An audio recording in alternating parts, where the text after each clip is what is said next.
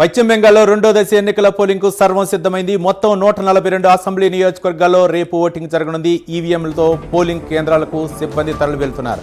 హింసకు తావు లేకుండా ఈసీ చర్యలు చేపట్టింది.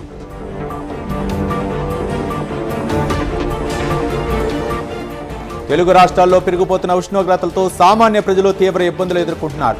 పెద్దపల్లి జిల్లా వ్యాప్తంగా 45 డిగ్రీలు దాటి నమోదవడంతో ప్రజలు బెంబేలెత్తిపోతున్నారు. వచ్చే నెలలో ఉష్ణోగ్రతలు మరింత పెరిగే అవకాశం ఉన్నట్లుగా వాతావరణ శాఖ అధికారులు తెలిపారు. ప్రజలకు తాగునీటిని అందించే మంచినీటి బావిలో గుర్తు తెలియని వ్యక్తులు విషం కలిపిన ఘటన మహబూబాబాద్ జిల్లా గుండ్రాతి మడుగు గ్రామంలో చోటు చేసుకుంది. బావిలో చేపలు చనిపోయి నీటిలో తేలిపోవడం గుర్తించారు. అనంతరం ఈ ఘటనపై పోలీసులకు ఫిర్యాదు చేసినట్లు గ్రామ పంచాయతీ కార్యదర్శి తెలిపారు.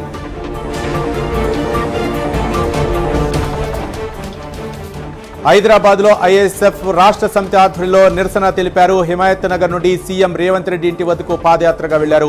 పెండింగ్ లో ఉన్న ఫీజు రియంబర్స్మెంట్, స్కాలర్షిప్ బకాయిలను వెంటనే విడుదల చేయాలని వారు డిమాండ్ చేశారు.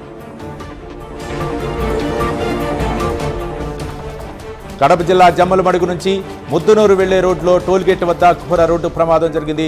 కారును కంకర్తో వెళ్తున్న టిప్పర్ ఢీ కొట్టింది. ఈ ప్రమాదంలో వెంకటరమణ అనే వ్యక్తి మృతి చెందగా 4 మహిళలు, ఒక బాలుడు గాయపడ్డారు.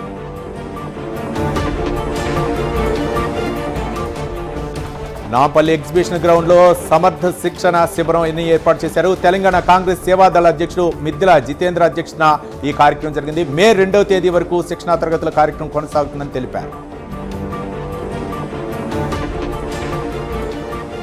శ్రీకాకుళం జిల్లా పాతపట్నంలోని నీలమణి దుర్గా అమ్మవారి వార్షికోత్సవ వేడుకల్లో ఎమ్మెల్యే ఎన్జీఆర్ పాల్గొన్నారు. ఈ సందర్భంగా పాతపట్నంలో నిర్వహించిన కబడ్డీ, సింగడి పోటీల విజేతలకు భారీ నగదు బహుమతులు అందజేశారు. భక్తితో పాటు క్రీడల్ని ప్రోత్సహించడం సంతోషంగా ఉందన్నారు.